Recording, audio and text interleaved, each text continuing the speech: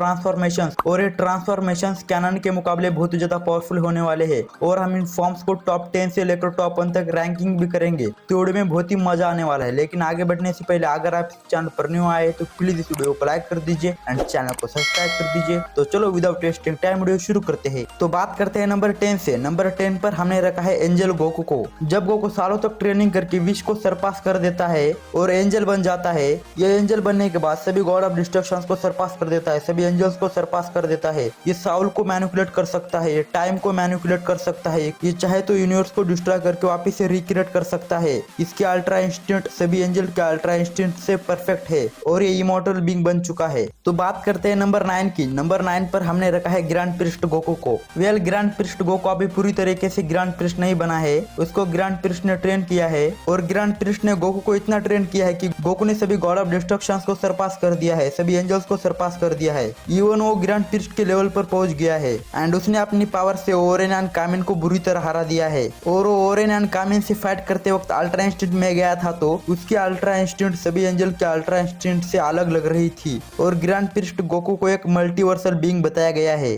तो अभी बात करते हैं नंबर 8 की। नंबर 8 पर हमने रखा है ओमनी गॉड गोकू को। ये गोकू की फॉर्म हमें एनिमी वॉर में देखने को मिली थी। ये अपनी बेस फॉर्म से ही मल्टीवर्स को डिस्ट्रॉय करने की पावर रखता है। जब बीरस ने इसकी पावर लेवल को सेंस किया था तो बीरस शॉक हो गया था और उसने ओमनी गॉड गोकू की पावर को डायशन का ट्रू फॉर्म जितना बताया था। ये इतना ज्यादा पावरफुल है कि ये किसी को भी वापस से जिंदा कर सकता है, जैसे किसने वेजेटा को किया था और इसको 12 मल्टीवर्सेस का सबसे पावरफुल बीइंग बताया गया है। तो अभी बढ़ते हैं 7 नंबर की तरफ। 7 नंबर पर हमने रखा है ओमनी किंग गोकू को। गोकू ने अपनी सारी लिमिटेशन को ब्रेक करके इतनी गड़ी ट्रेनिंग करी कि उसकी पावर सभी गॉड ऑफ डिस्ट्रक्शन, सभी एंजल्स, इवन ग्रैंड प्रिस्ट जिनों से भी ज्यादा हो गई और तब जाकर बना वो ओमनी किंग गोकू।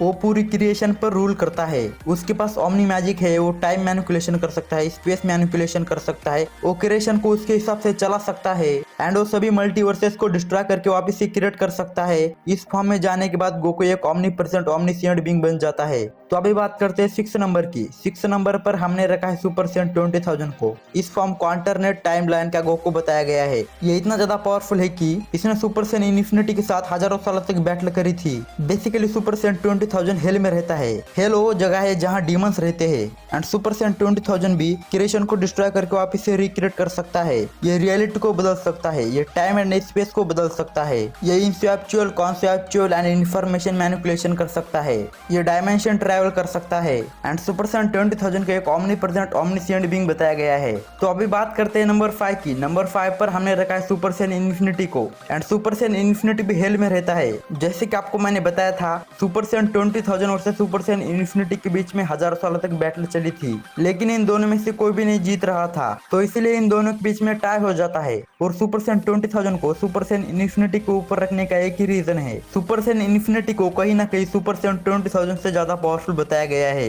बाकी इन दोनों की पावर सिमिलर है और ये भी ओमनीप्रेजेंट ओमनीसिएंट बीइंग है। तो बात करते हैं नंबर 4 की। नंबर 4 पर हमने रखा है सुपर सेंट इन्फिनिटी रेनबो को। तो basically Goku and Vegeta black Goku के साथ फाइट कर रहे थे, तो उस फाइट में गोकू अपने सभी फॉर्म्स को एक साथ यूज करता है और सुपर सेंट रेनबो में चला जाता है, लेकिन वो अभी भी नहीं रुकता है और ऐसा करते करते वो super saint infinity rainbow form में ट्रांसफॉर्म हो जाता है और उसकी पावर्स इन्फिनाइट हो जाती है। ये इतना पावरफुल है कि इसके बेसिक अटैक से ही सभी मल्टीवर्स को डिस्ट्रॉय कर दिया था। ये लाइट को मैनिपुलेट कर सकता है, ये टाइम को मैनिपुलेट कर सकता है, स्पेस को मैनिपुलेट कर सकता है एंड कॉन्सेप्चुअल रियलिटी को मैनिपुलेट कर सकता है और ये अपने रेनबो फॉर्म में जाने के बाद एक प्योर ओमनीप्रेजेंट ओमनीसिएंट बीइंग बन जाता है। तो अभी बात करते हैं इस लिस्ट के टॉप 3 मोस्ट पावरफुल फॉर्म्स की। लेकिन अगर आपको वीडियो पसंद आ रहा है तो प्लीज इस वीडियो को लाइक कर दीजिए। तो अभी बात करते हैं नंबर 3 की। नंबर 3 पर हमने रखा है यूआई इन्फिनिटी गोकू को। ये फॉर्म हमें ट्रू फॉर्म डायशिनकन के अगेंस्ट देखने को मिली थी। जब डायशिनकन सभी जी फाइटर्स को मार देता है तो गोकू अपनी सारी लिमिटेशंस को ब्रेक करके यूआई इन्फिनिटी फॉर्म में ट्रांसफॉर्म हो जाता है और ट्रू फॉर्म डायशिनकन को अपने 10% पावर से ही हरा देता है। गोकू इस फॉर्म में जाने के बाद इतना पावरफुल हो गया था कि उसके पंचेस के शॉक वेव से सभी मल्टीवर्सेस इरेज हो गए थे। यूआई इन्फिनिटी गोकू अपने इन्फिनिटी कामेहा से क्रिएशन को डिस्ट्रॉय कर सकता है और इसकी ट्रांसफॉर्मेशन को सुपर सेंट इन्फिनिटी की सबसे पावरफुल ट्रांसफॉर्मेशन बताया गया है एंड गोकू इस फॉर्म में जाने के बाद ट्रू ओमनीप्रेजेंट ओमनीसिएंट बीइंग बन जाता है। तो अभी बात करते हैं नंबर 2 की। नंबर 2 पर हमने रखा है फ्यूचर गोकू को। फ्यूचर गोकू के और एक फॉर्म है जिसका नाम है प्योर इंटरनल फॉर्म, और इस फॉर्म में ट्रांसफॉर्म होने के बाद ये प्योर लाइट में बदल जाता है। इस फॉर्म में जाने के बाद इसको एक ट्रू ऑमनीप्रेजेंट ओमनिशिएंट बीइंग बताया गया है, एंड यही है जो 9 ऑमनीपोटेंट बीइंग्स को क्रिएट करता है, उनको इरेज करता है, एंजल को क्रिएट करता है, प्योर साउल को क्रिएट करता है, एंड यही है जो इस पूरे एंटायर ओमनीवर्स पर रूल करता है।